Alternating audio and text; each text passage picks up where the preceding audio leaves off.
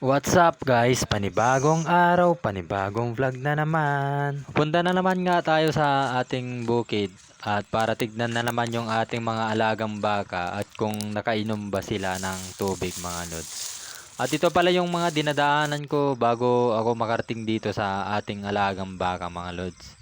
At ito na nga ay nung nadatnan natin ay kumakain pa sila pero lilipat pala natin yung ating baka dun sa may madamo-damo talaga mga lods para makakain sila ng gusto at saka para mabusog na rin sila mga lods. At nung ilipat na nga natin dito sa may madamo mga lods at ito na nga ay kumakain naman na sila. At sa bandang ito mga lods ay nakakita na naman tayo ng gooseberry dito at atin nang kinuha dito para kainin na naman natin. At yung ibang nakita ko nga na hinog niya ay kinain talaga ng uod mga lods. Inuunahan talaga tayo ng uod dahil nga teritoryo nila to dahil nga sa bukid to kaya lagi sila yung nauuna. At buti na nga lang ay may nakuha pa tayo na maganda pa yung bunga niya. At ito na ay 5 piraso lang yung nakuha natin na goods dahil nga yung iba ay inuod.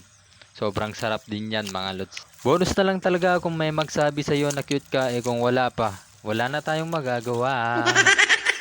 At ito na nga mga lods ay pupuntahan pala natin yung ating itinanim na patola dito. Titignan natin kung may bunga na siya na malaki. At ito na nga mga lods ay medyo maliit pa kaya hindi pa natin siya kinuha. At tinakpan ko lang dyan mga lods para hindi tayo maunahan ng iba kasi masakit yung inuunahan ka ng iba yung sayo na pero kinukuha pa ng iba. Charot.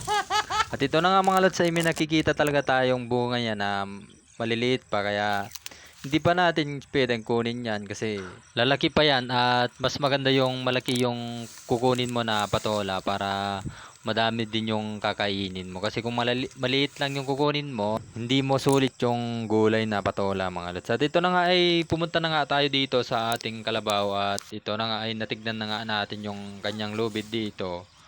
At okay naman yung pinagkakainan niya at marami pa yung damo na pwede niyang kainin dito mga lods. At bago ang lahat ay syempre pampagood vibes muna. Tamakan si kauban si DJ Walok dyan sayaw na ta pre araw di tamakan si kauban si DJ Walok dyan perme sayaw na ta day wala tayo tupahay kauban ang tagong next ko diri naglipay-lipay sayaw na ta pre. At sana na naman ay nagustuhan nyo yung pampagood vibes natin. Pagpasensyahan nyo ng mga lods kung naiisali natin yung pampagood vibes para din kasi sa inyo yan.